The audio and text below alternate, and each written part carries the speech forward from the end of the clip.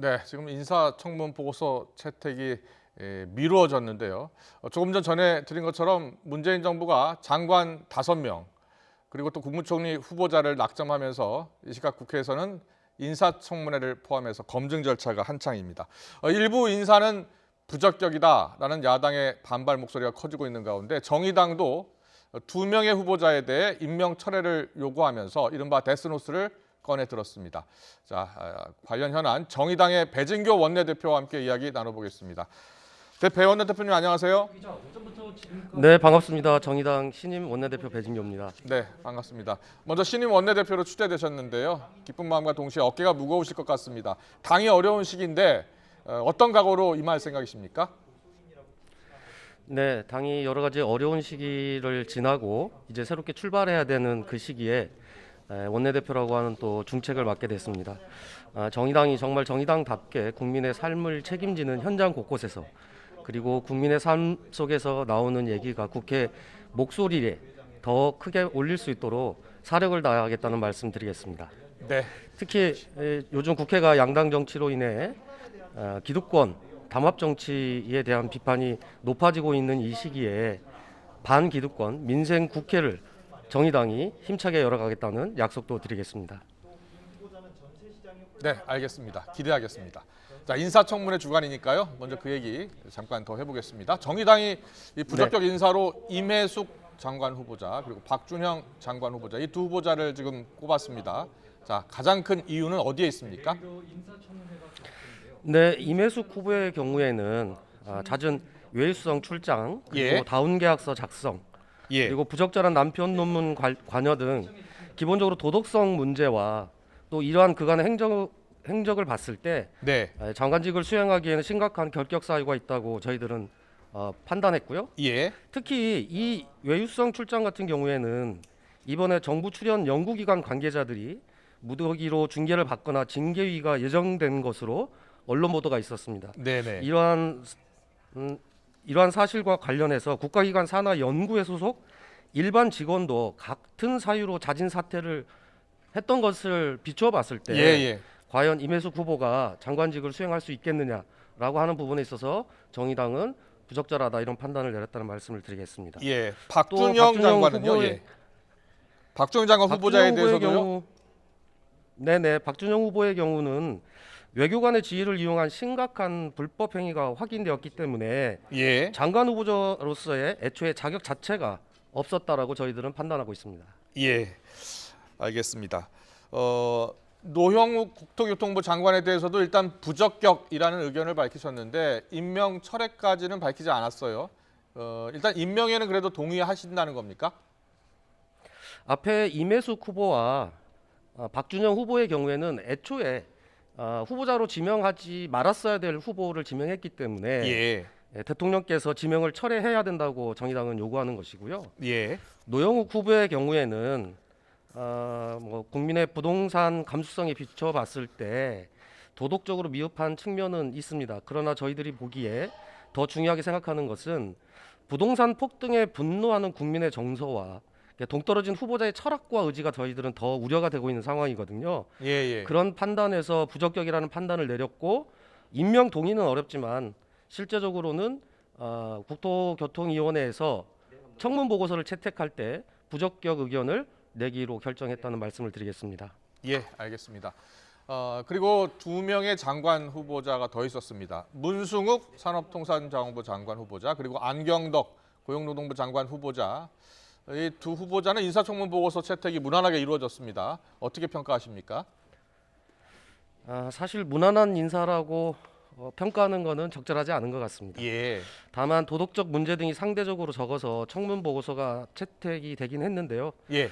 그럼에도 불구하고 문재인 정부 임기를 마무리하는 개혁적인 인사 인지에 대해서는 또 판단해봐야 될 문제가 좀 있다고 생각합니다. 예, 알겠습니다. 어제 윤호중 민주당 원내대표와도 만나신 걸로 알고 있는데요.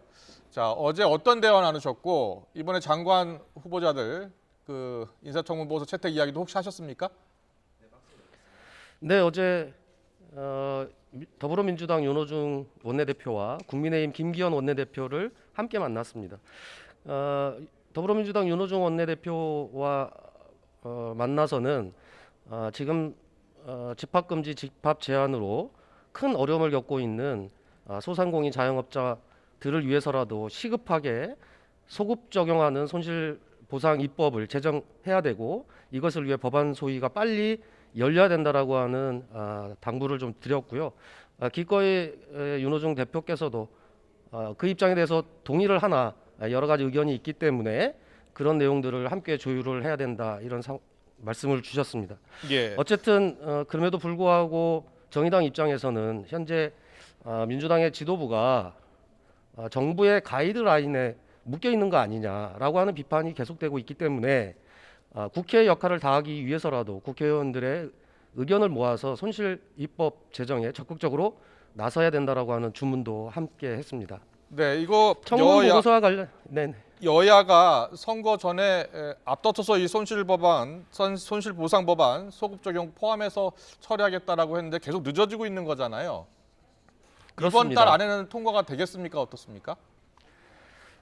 다음 주 13일에 법안 소위가 예정되어 있습니다만 예. 지금 제출되어 있는 법안만 25개입니다. 네. 그래서 실제 법안 소위 내용에 적시해야 될 내용들을 안건 자료에 다 담지도 못하고 있는 현실적인 어려움이 있기 때문에 예. 제가 어제 윤호중 대표를 만나서도 법안 소위에서 논의를 하되 실제 25개 법안을 한꺼번에 논의하는 건 현실적으로 어렵다. 그래서 코로나 특별위원회를 구성을 해서 국회가 25개 법안은 전면적으로 다루고 네. 지금 산자에서 논의해야 되는 손실 입법과 관련된 문제만 빨리 해서 처리할 수 있도록 하는 것이 지금 하루라도 버티기 힘든 소상공인 자영업자들을 위한 길이다 이렇게 또 제안을 드렸습니다. 윤호중 민주당 원내대표가 여러 가지 고려할 게 있다라는 이야기를 했다는데 어떤 내용입니까? 구체적으로? 결국은 구체적인 얘기는 하지 않았습니다만 지금까지 논의된 과정을 살펴보면 기재부가 예. 재정 건전성을 이유로 소급 보상이 어렵다라고 하는 입장을 계속 피력하고 있는 것 이것이 첫 번째 일 것 같고요. 예. 두 번째로는 손실 보상에 대한 범위와 그리고 손실 보상을 할 때 규모를 얼마로 할 것인지 이러한 문제들이 쟁점으로 남아 있는 상황이고 네. 그렇다고 하더라도 이러한 것들에 쟁점이 있다고 한다면 법안 소위를 열어서 빨리 쟁점을 확인하고 서로 네. 합의할 수 있는 부분에 있어서 의견을 좁혀가야 되는 것이 맞다 이렇게 또 의견을 전달했습니다. 네, 알겠습니다. 민생 법안이고요. 하루빨리 조속히 처리가 돼야 될 법안이니까 힘써 주시기 바랍니다. 그리고 지금 국회에서는 김부겸 국무총리 후보자의 인사청문회가 진행 중이잖아요. 김 후보자에 대해서 그렇습니다. 정의당은 어떻게 평가하십니까? 일단 문재인 정부 초반에 행안부 장관을 수행하셨고 예. 또 그런 만큼 문재인 정부가 애초에 촛불 정권으로 탄생한 만큼 촛불 개혁이 그리고 1년 남은 이 기간 동안 미완성 과제들을 어떻게 해결할 것인지에 대해서 저희들 정의당은 집중적으로 정책 검증을 할 것이고요. 예. 그동안 못했던 과제에 대해서 앞으로 어떻게 해결할 것인지 이런 문제와 관련해서 집중적으로 질의를 통해서 검증할 예정이다. 이런 말씀을 좀 드리도록 하겠습니다. 네, 알겠습니다. 마지막으로요. 지금 민주당하고 국민의힘 양당이 이 법사위원장을 포함해서 원구성 협상을 놓고서 좀 갈등하고 있잖아요. 여기에 대한 그렇습니다. 생각은 어떻습니까? 이미 지난 21대 시작과 함께 법사위원장을 둘러싼 논쟁은 국민들께서 보시기에도 지겹도록 했다고 생각합니다. 예. 이미 일하는 국회법에서 법제와 사법을 분리하자라고 하는 의견이 제시가 되어 있는 상황이기 때문에 예. 법사위원장이 갖고 있는 특히 법제 조문과 작구 수정과 관련돼서 네. 서로 입법에 대한 골키퍼 역할을 하기 때문에 지금 법사위원장을 서로 주장하고 있는 상황이지 않습니까? 예. 그래서 법사위원장을 더 이상 이런 방식으로 논의하지 말자. 오히려 법제와 사법을 정확하게 구분하고 하반기 원구성을 할 때 법제와 사법위원장을 서로 나눠서 역할을 맡는 게 무엇보다 필요하다는 말씀을 드리고요. 예. 한 가지 더 말씀드리고 싶은 것은 그동안 국회가 교섭단체들만의 관행적 교섭으로 진행을 하다 보니까 실제 비교섭단체인 정당들의 원구성 의견이 제대로 반영되어 있지 않습니다. 그래서 이 부분도 향후에 예. 원 구성을 할 때 비교섭 단체에 대한 네. 배려와 안배에 대해서도 적극적으로 의견 개진을 할 예정이다라는 말씀드리겠습니다. 알겠습니다. 민생국회, 일하는 국회를 계속 강조하셨습니다. 정의당의 역할 기대가 됩니다. 배진교 원내대표와 함께했습니다. 잘 들었습니다. 네, 감사합니다.